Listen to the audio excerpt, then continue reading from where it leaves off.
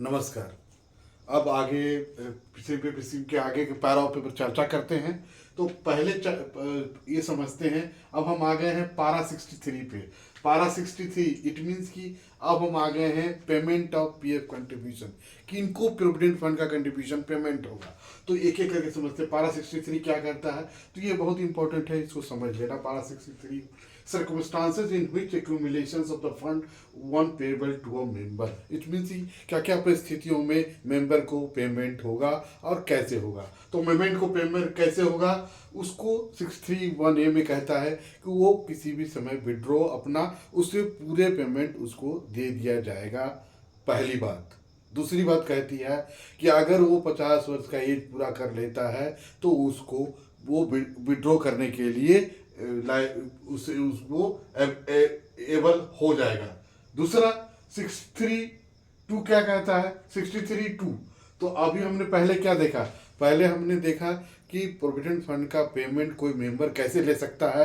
तो प्रोविडेंट का मेंबर वो कैसे ले सकता है, वो अपना पूरा अमाउंट विड्रॉ कर सकता है। अपना पूरा अमाउंट विड्रॉ कब कर सकता है, जब वो 50 साल के एज को पूरा कर लेता है, मतलब सुपरनेशन एज, या तो सुपरनेशन या 50 वर्ष की एज पूरा कर लेता है तो वो कर सकता है। इसके अलावा क्या उसको और सुविधा फिर मिलती है, 63(2) में क्या कहता है कि नहीं, ऐसा नहीं है कि वो 50 साल ही पूरा करेगा। वो कहता है इस 50 साल नहीं भी पूरा करेगा अगर, तो भी उसे वो पेमेंट उसको दिया जा सकता है before the attaining age of 50 years, उसको हम कर सकते हैं। फिर 63(2) भी क्या कहता है कि नहीं, वो भी हम और क्या सुविधा दे सकते हैं, सुविधा दे सकते हैं कि वो किसी भी समय अगर वो टर्मिनेशन उसका हो जाता है, वो शायद लीव कर देता है, वो प्रोविडेंट को छोड़ देता है, तो ऐसे समय में भी सेंट्रल गवर्नमेंट द्वारा एक सुविधा दी गई जो फ्रॉम टाइम टू टाइम उसे पेमेंट किया जा सकता है। इसके अलावा क्या है कि 63(3) ये क्या क्या क्या क्या क्या क्या कहा गया है, पारा 63(3) में कहा गया है कि अगर कोई एज 50 साल पूरा हुए बिना पहले वो विड्रॉ अपना पूरा अमाउंट कर लेता है और फिर वो ज्वाइन करता है, अगर वो कोल माइन में 50 वर्ष की उम्र से पहले, तो वो उस मेंबरशिप के फंड के लिए वो क्वालिफाई कर जाता है। तो अभी हमने पारा 63 में क्या जाना, हमने ये जाना कि कोई भी प्रोविडेंट फंड का विड्रॉ पूरा अमाउंट कर सकता है। दूसरा, अगर वो सुपरनेट हो गया है या उसने 50 वर्ष पूरा कर लिया है तो वो अपना पेमेंट फोर या पार्टी ले सकता है, या अनकैपेसिटेड हो गया, जो भी रीज़न हो उसके कारण उसको पेमेंट किया जा सकता है। और इसमें इसके अलावा इसमें क्या चर्चा की गई है कि अगर वो 50 साल नहीं भी पूरा किया है तो भी अपना पूरा फुल अमाउंट उसको पूरा पेमेंट किया जा सकता है। अगर 50 साल पूरा नहीं हुआ है वो पेमेंट लेके अगर वो फिर से ज्वाइन करता है फंड तो फिर से वो ज्वाइन कर सकता है। तो ये 63 में ये पूरी बातें कही गई है। उसके बाद आता है 64 क्या कहता है, एक्यूमुलेशन ऑफ डिसीज मेंबर। मतलब यहाँ क्या चर्चा की गई है, इसमें बताया गया है कि जो मेंबर अलाइव है वो मेंबर अपना पेमेंट कैसे ले सकता है। और इसके अलावा जब यहाँ आते हैं अगर मेंबर की डेथ हो जाती है तो पहले तो ये देखना है कि अगर उसका नॉमिनेशन है, अगर उसके नॉमिनेशन ने किया हुआ है तो उसके हिसाब से उसके प्रोविडेंट फंड के पेमेंट होगा।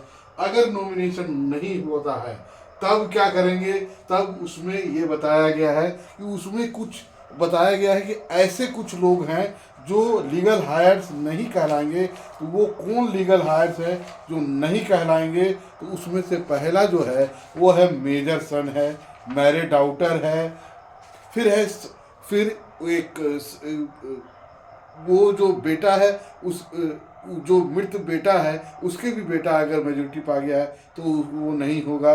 जो मैरिड डॉटर्स हैं जिसके हस्बैंड जिंदे हैं वो नहीं होंगे। और जिस मैरिड बेटी के बेटी के भी हस्बैंड अगर अलाइव हैं तो वो मेंबर लीगल हायर नहीं करें। तो ये जो 64 में कुछ जो बातें दी गई हैं 62 के अंदर, उसको एक बार पढ़ लेना या याद कर लेना बहुत ज़रूरी है। उसके बाद आते हैं ये हो गया पेमेंट का क्राइटेरिया। इसके अलावा भी पेमेंट का ये है कि कभी कभी ये होता है कि लीगल हायर्स नहीं होते हैं, तब वो कहाँ जाएंगे, क्या करेंगे, तो इसकी चर्चा भी आगे की गई है। 64 में ही इसकी आगे चर्चा की गई। इसमें बताया गया है कि एक सक्सेशन सर्टिफिकेट या शेड्यूल सी की चर्चा की गई है, जिसमें वो एक फैमिली डिक्लेरेशन होता है। तो उसके बाद कोर्ट द्वारा एक सक्सेस सर्टिफिकेट बनाया जाता है, जिसके आधार पर जो भी उसके लीगल हायर्स होते हैं मेंबर के, उनको पेमेंट कर दिया जाता है। ये 3 प्रक्रिया हैं जिससे पेमेंट की प्रक्रिया कहा गया है। उसके बाद आता है एडवांसेस के ऊपर बढ़ते हैं। एडवांसेस जो प्रोविडेंट फंड के है, अगर उसको एडवांसेस की भी एक बेनिफिट का दिया गया है तो क्या एडवांसेस में पहले जो आता है 65 है, 65 डिलीटेड है, तो 65 पारा 65 ए है। एंड 65 ए क्या बोलता है, कोऑपरेटिव सोसाइटी।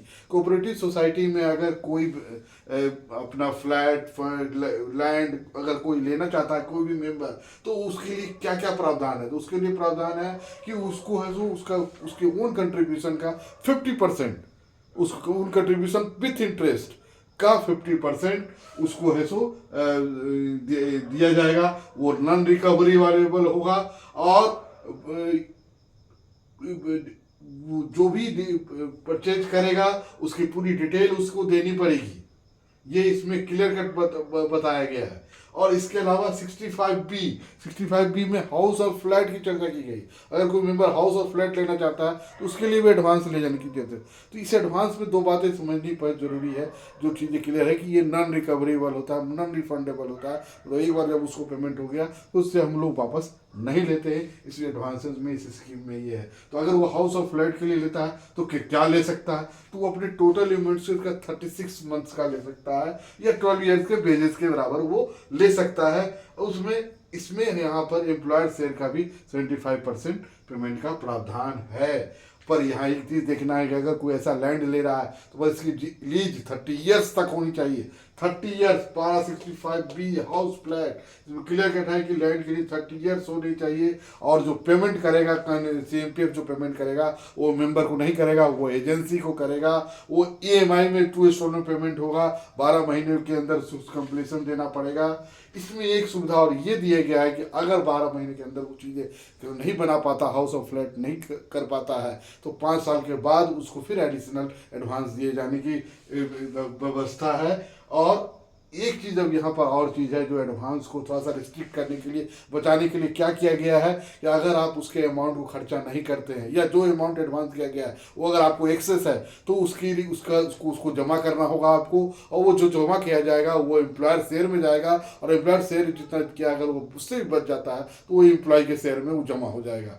इसके अलावा अगर आप किसी चीज़ में जो आप गलत इन्फॉर्मेशन करके अगर आप एडवांस लेते हैं हाउस रेंट के लिए में, तो उसकी रिकवरी का भी प्रावधान है। तो पेनल इंटरेस्ट लगाया जाएगा, जो 2% उसका पेनल इंटरेस्ट जाएगा जो जमा किया जाएगा इंटरेस्ट सस्पेंस अकाउंट में। इसका मतलब जो भी पेनल इंटरेस्ट जमा होगा वो इंटरेस्ट सस्पेंस अकाउंट में जमा होगा। सारी चर्चा 65B में की गई है। इसके अलावा एडवांसेस किस में ले सकते हैं, फाइनेंस लाइफ इंश्योरेंस पॉलिसीज के लिए भी एक प्रावधान दिया गया है, जिसमें लाइफ इंश्योरेंस पॉलिसी का कोई अगर मेंबर चाहता है तो उसकी भी प्रक्रिया यहाँ CMPF के थ्रू वो उसमें उसकी मदद करता है। इसके अलावा 65E में है grant of advice in special cases.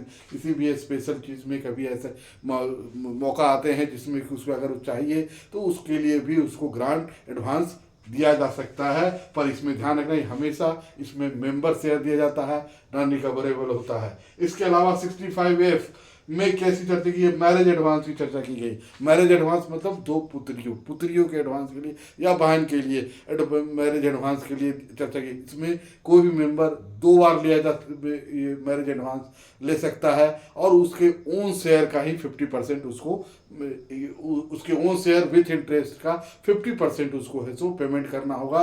इसमें भी सारे प्रावधान लागू होते हैं। अगर कोई पैसा एक्सेस हो जाता है तो उसको वापस करना पड़ेगा, अगर वो वापस नहीं करता उसको ले जाता है तो उससे सारी पैसा रिकवरी कर लिया जाएगा। चाहे वो सेंट्रल गवर्नमेंट के पे डिपेंड करता है कि वो सारा पैसा एक साथ रिकवरी करे या उसे इंस्टॉलमेंट पे करे। तो ये क्लियर है कि एडवांस को रिस्ट्रिक्ट करने के लिए कुछ चीज़ें क्लियर है कि ये इसमें 65F में जिस तरह मैरिज एडवांस की चर्चा की गई है। इसके अलावा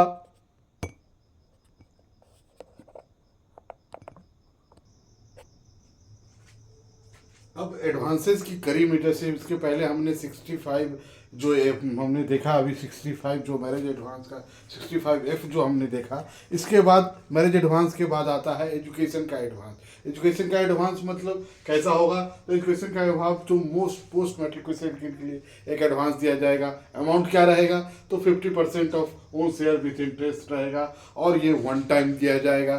तो और ये रिकवरेबल भी होगा अगर इसमें अगर आप एक को भी अगर ये इसका अगर एक्सेस पेमेंट अगर इसका अगर सही ढंग से यूटिलाइज अगर इस अमाउंट का नहीं किया जाता है तो ये रिकवरी का भी कारण बनेगा। इसके अलावा 65H है। 65H ये क्या है? Abnormal conditions. एबनॉर्मल, इसके पहले हमने एक चर्चा की थी 65F की कि advances in special cases. Special cases मतलब क्या होगा कि उसमें उसमें हमने ये बताया था कि कोई स्पेशल केसेस कैसे आएंगे? स्पेशल केसेस आएंगे जैसे सपोज अगर 10 डेज के लिए अगर कोई कोल माइन क्लोज हो जाता है और गवर्नमेंट ये मानती है कि भाई उसके लिए कोई कंपनसेशन उसे अलाउ नहीं हो रहा है, तो गवर्नमेंट है जो उसे एक उसके जो शेयर होते हैं उसके 50% का विथ इंटरेस्ट का उसे वो अलाउ करती है। तो वो स्पेशल केसेस में हो गया। ये एबनॉर्मल कंडीशंस क्या हो गया? तो एबनॉर्मल कंडीशन 65 जो बता रहे हैं हम लोग केसेस क्या होता है? इन केस ऑफ कैलामिटी अगर होती है और इसमें जो लॉस होता है मूवेबल प्रॉपर्टी का, अगर सेंट्रल गवर्नमेंट ये महसूस करती है कि उसको इस समय ये ज़रूरत है, तो वो 50% उसके शेयर और इंटरेस्ट का वो उसको वो ग्रांट मंजूर करती है।